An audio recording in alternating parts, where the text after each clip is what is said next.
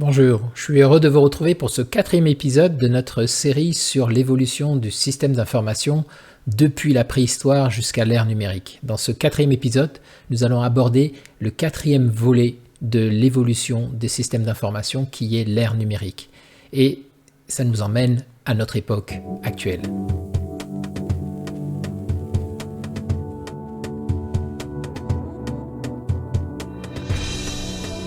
Dans le précédent épisode, on a vu comment l'imprimerie avait abouti, permis de faire aboutir et faire exploser la foisonnance de la Renaissance et de la période de la Révolution industrielle. Plusieurs dizaines d'années après, nous sommes arrivés à l'époque des guerres, nous sommes arrivés à l'époque des inventions. L'être humain est allé plus en plus en profondeur sur ses connaissances, sur le traitement donc de l'information. La connaissance donc maintenant n'est plus l'apanage de certains. N'importe qui, grâce à l'imprimerie, grâce à la lecture, à l'écriture, peut accéder à toute forme de connaissance.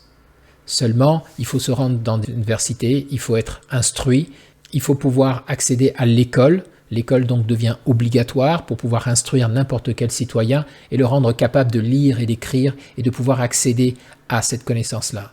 Mais n'oublions pas, ici nous regardons l'histoire sur le prisme du système d'information, c'est-à-dire des 4 fonctionnalités qui définissent un système d'information. À l'ère numérique, c'est ce que nous verrons, la donne va changer, puisque l'information va pouvoir prendre d'autres canaux et va pouvoir se diffuser sous une autre forme, une autre nature. Cette ère du numérique va venir être complètement, radicalement bouleversée par plusieurs inventions qui vont changer la donne et transformer complètement l'interaction entre les êtres humains, les transactions économiques, le paysage politique, le paysage urbain et la façon de communiquer. Aujourd'hui, en 2024, au moment où je vous parle, l'avènement des technologies de l'information a abouti à la naissance des intelligences artificielles. En 2023, fin 2023, ChatGPT, la plus connue d'entre elles, pointait son nez et ça a été tout de suite un bouleversement incroyable. Je pense que nous sommes à la croisée des chemins et que cette ère numérique a accouché de la dernière technologie qu'elle verra. Nul n'est capable de savoir de quel côté la balance va pencher. Est-ce que cette technologie va nous anéantir? Est-ce qu'elle va tous nous mettre au chômage? Est-ce qu'elle va tous nous disqualifier? Ou au contraire, est-ce qu'elle va être une opportunité incroyable pour que l'humanité enfin saisisse sa vraie valeur et puisse se saisir de son destin pour pouvoir accéder à un autre état? Dans cet épisode, ce que nous allons voir, c'est quel a été l'impact et quel va être l'impact de cette ère numérique sur l'être humain.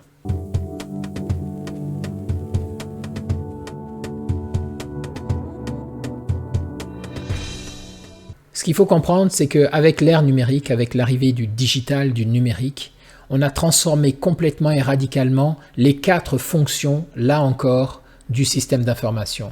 Cette ère numérique ne va pas juste modifier, comme avec l'écriture, un seul aspect, la conservation de l'information, ou avec l'imprimerie, les 4 aspects, avec la lecture pour collecter l'information, avec le stockage, les livres pour pouvoir stocker l'information, avec le traitement, l'instruction pour pouvoir traiter l'information de la meilleure façon, et avec la diffusion, la publication des livres grâce à l'imprimerie.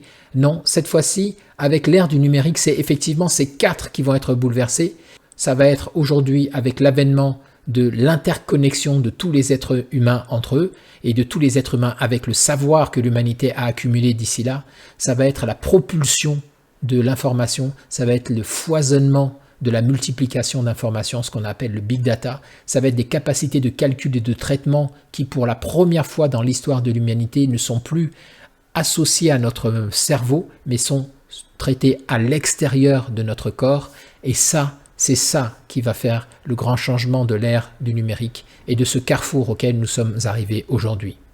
En effet, toutes les inventions de l'ère numérique, de la création d'Internet à la création de la vitesse de la propagation de l'information par des infrastructures de type haut débit, comme la fibre, comme les satellites aujourd'hui, d'Elon Musk par exemple, qui sillonnent notre ciel. Aujourd'hui, l'information peut enfin se déployer sur toute l'étendue planétaire, d'un individu à l'autre, en une fraction de seconde. Cette capacité des infrastructures à porter l'information à la vitesse de la lumière, la fibre optique étant la vitesse de la lumière, permet à n'importe quel individu de se connecter à un autre individu et de partager de la connaissance. Donc, on ne peut pas faire plus rapide et plus abouti dans le partage de la connaissance que la technologie et le niveau technologique que l'on atteint aujourd'hui. En effet, à part transmettre par la télépathie une information à un autre être humain, le partage de la connaissance directement d'un être humain à un autre se fait aujourd'hui grâce à WhatsApp, tout simplement. On le voit en vidéo, on lui parle comme s'il était à côté de nous, se fait grâce à la fibre optique et sans aucun problème, quel que soit l'emplacement où vous êtes sur la planète. Pour la collecte d'informations, vous pouvez accéder aujourd'hui en une fraction de seconde à tout le savoir de l'humanité, quel que soit l'emplacement où vous êtes, avec un petit carré métallique que vous portez dans votre poche qui s'appelle un smartphone. Aujourd'hui, pour pouvoir stocker de l'information, vous n'avez pas besoin de votre mémoire. Vous pouvez la stocker dans le cloud, vous pouvez la stocker dans des coffres-forts numériques qui vous suivent partout et qui vont pouvoir disposer de terras et de terras entiers de données que vous allez pouvoir accumuler pendant des années dans ce coffre-fort et consulter en une fraction de seconde, accéder à vos données de n'importe où sur la planète. Pour cette troisième fonctionnalité qui était la fonctionnalité du traitement de l'information où on pensait que seul l'être humain était capable de pouvoir processer, traiter cette information. D'ailleurs, nous pensions que notre capacité de penser était celle qui nous permettait d'être au-dessus de tous les autres êtres vivants sur cette planète. En réalité, nous ne sommes plus les premiers de la liste. Aujourd'hui, les algorithmes et surtout les intelligences artificielles sont capables de traiter l'information plus rapidement que nous, sont capables de traiter plus d'informations que nous et sont capables de résultats d'une pertinence hallucinante. Alors qu'on n'en est qu'au balbutiement de cette technologie, elle est nettement plus avancée que nous dans le traitement de l'information. Donc la question qui se pose aujourd'hui en 2024, alors que ces technologies commencent à peine à arriver, cette question c'est: que devient l'être humain face à ça? Que devient l'être humain en tant que système d'information face à cette nouvelle révolution? Il est indéniable qu'il y aura un avant et il y aura un après. Il est indéniable que ces technologies vont venir bouleverser radicalement, comme ça a été le cas pour l'imprimerie à la Renaissance et aux révolutions industrielles, comme ça a été le cas pour l'écriture, et peut-être bien plus que ça a été le cas pour ces deux autres inventions.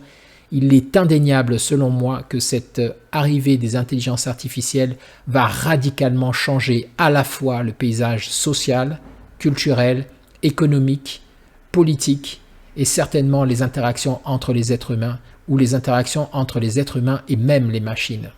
Plus que jamais, la technologie vient ici nous interroger sur la nature même de ce que c'est l'humanité. Plus que jamais, les intelligences artificielles vont venir reposer à l'être humain la question fondamentale, essentielle qui est: quelle est la valeur ajoutée d'un être humain par rapport aux autres êtres vivants et aujourd'hui par rapport aux machines?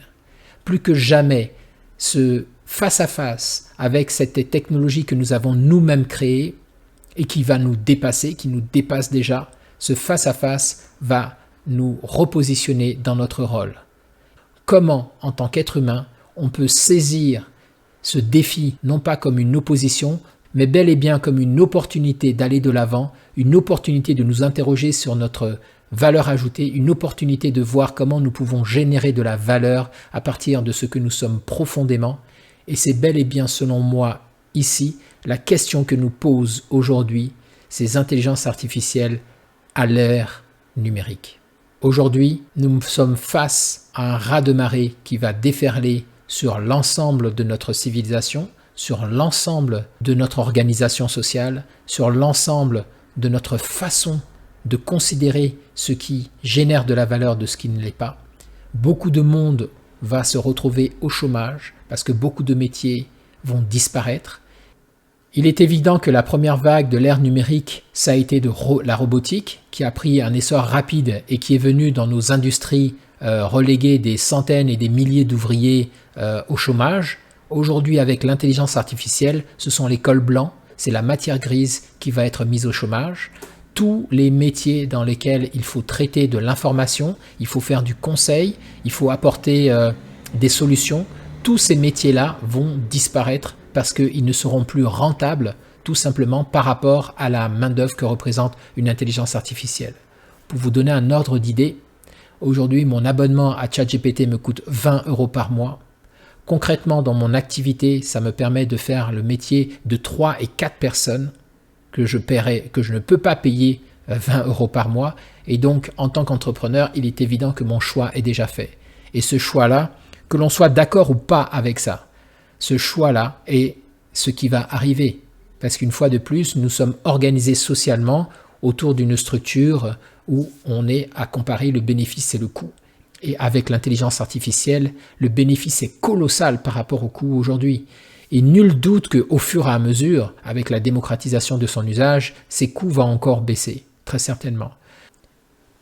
Il est certain donc que des milliers et des milliers de personnes vont se retrouver au chômage du jour au lendemain. L'objectif de ça n'est pas de vous alarmer, mais de vous faire prendre conscience qu'aujourd'hui on est face à un choix et que ce choix pour chaque individu est de savoir qu'est-ce qu'il peut apporter comme valeur intrinsèque au monde, comment il peut emmener son génie à s'incarner dans ce monde pour prendre des décisions, pour proposer de la valeur à d'autres êtres humains, comment il peut faire pour sortir de la concurrence avec les intelligences artificielles, comment il peut faire pour sortir de la concurrence avec les algorithmes, comment il peut faire pour sortir de la concurrence avec tous les métiers où vous allez être susceptible d'être remplacé par ces technologies. Sur cette chaîne, je vais aborder ces questions, des fois de façon frontale, des fois de façon indirecte, mais surtout je vais vous proposer ce que je pense être l'outil que chaque individu doit aujourd'hui mettre en place à son niveau, à son échelle, pour pouvoir utiliser ces technologies, toutes les technologies numériques et les intelligences artificielles en particulier, pour pouvoir proposer son génie, sa valeur intrinsèque au monde. Parce que oui, je suis persuadé qu'aujourd'hui, plus que jamais, l'être humain a une mission, chaque être humain a une mission, une valeur qu'il peut apporter dans le monde, mais que cette valeur a été échangée, bradée au bénéfice de ce qu'on appelle gagner sa vie. Donc c'est sur cette note et sur ce questionnement de la place que l'être humain pourra avoir dans une ère post-numérique, donc une ère des intelligences artificielles dans laquelle nous sommes rentrés, c'est sur ce questionnement que je vous laisse en vous proposant qu'on se retrouve dans une prochaine vidéo où je vais vous proposer ce que je pense être une solution pour pouvoir non pas s'opposer à cette vague qui déferle sur nous, mais plutôt surfer cette vague pour pouvoir l'utiliser comme un atout et un avantage pour améliorer et pour développer notre humanité. Je vous remercie d'avoir suivi cette vidéo. Je vous dis à bientôt dans un prochain épisode. Au revoir.